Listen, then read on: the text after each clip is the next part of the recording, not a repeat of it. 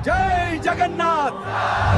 हम सब पूरी शक्ति लगा रहे हैं, फिर भी रथ आगे क्यों नहीं बढ़ रहा?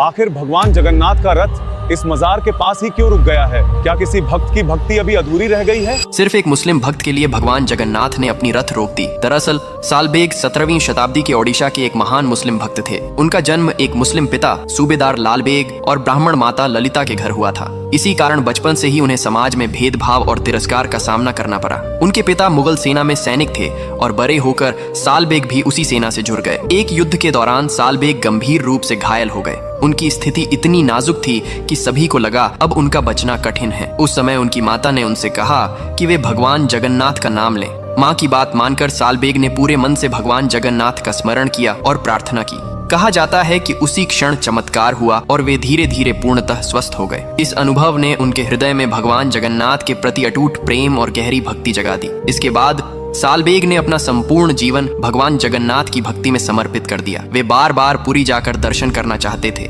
लेकिन मुस्लिम होने के कारण उन्हें मंदिर में प्रवेश की अनुमति नहीं मिलती थी। फिर भी उनकी भक्ति में कोई कमी नहीं आई। एक बार रथ यात्रा के समय वे किसी कारणवश समय पर पुरी नहीं पहुंच पाए। बीमार और व्याकुल होकर उन्होंने भगवान जगन्नाथ से प्रार्थना की कि जब तक वे दर्शन के लिए न पहुंचे तब तक रथ आगे न बढ़े। मान्यता है कि भगवान ने अपने भक्त की पुकार सुन ली। लाखों श्रद्धालुओं द्वारा खींचे जाने के बावजूद रथ सालबेग की मजार के पास आकर रुक गया। जब सालबेग वहां पहुंचे और उनकी भक्ति पूर्ण हुई तभी रथ आगे बढ़ा। तभी से पुरी की रथ यात्रा में सालबेग की मजार के सामने रथ कुछ समय के लिए रुकता है। भगवान जगन्नाथ किसी धर्म, जाति या पृष्ठभूमि को नहीं देखते। वे केवल भक्त की सच्ची भक्ति को स्वीकार करते हैं। यदि आप भी इस भाव को मानते हैं तो कमेंट में लिखिए जय जगन्नाथ।